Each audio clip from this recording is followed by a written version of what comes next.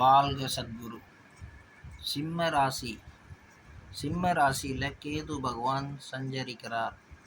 இந்த கேது பகவானுக்கு என்ன ஒரு பவர் இருக்குது பார்த்தீங்கன்னா, இவர் ஆத்ம காரகன் வீட்டில் இருக்கிறார். இந்த ஆத்ம காரகன் சூரியன் இவரோட நட்சத்திரத்தில் தான் உச்சம் பெறுறார், மேஷத்தில். அப்போ இவர் அவரோட வீட்டில் உட்கார்றதுனால ஜனங்களுக்கு என்ன நன்மை கிடைக்கும்? ஆத்மசக்தி கூடும். பொதுவாகவே எல்லாருக்குமே ஆன்மீக சம்மந்தப்பட்டது, தியானம் பண்ணுற சம்மந்தப்பட்ட விஷயங்கள் அதிகமாகும்.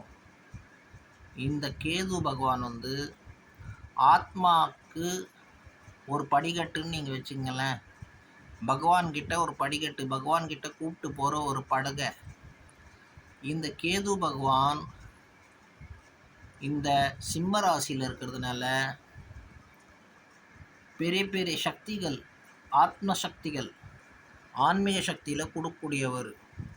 நம்ம நியாயமாக, தர்மமாக, நிஷ்கர்ம யோகமாக இருந்தோம்னா நம்மளுக்கு அத்தனை சகல சித்திகளையும் தரக்கூடியவர்.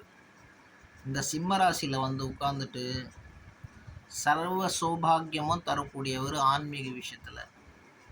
இது ஒரு உண்மையான விஷயம் ஃப்ரெண்ட்ஸ். ஆத்ம சிந்தனம் பண்ணுறவங்க, ஜாதகத்தில் கேது நல்லா இருக்கிறவங்க, பொதுவாகவே 12 ராசிங்களுக்கும் சொல்கிறேன், கேது நல்லா இருக்குது அவங்க ஜாதகத்தில், ஆன்மீக துறையில் கேது எடுத்துகிட்டு போகிறாருன்னா தியானமும் பக்தியும் செய்யக்கூடிய ஒரு அருமையான நேரம் 18 மாதம். ஸோ இதை மிஸ் பண்ணாதீங்க. நல்லா தியானம் செய்யுங்க, பகவானை சிந்தனை பண்ணுங்கள், பகவானை வழிபடுங்க. வாழ்க சத்குரு.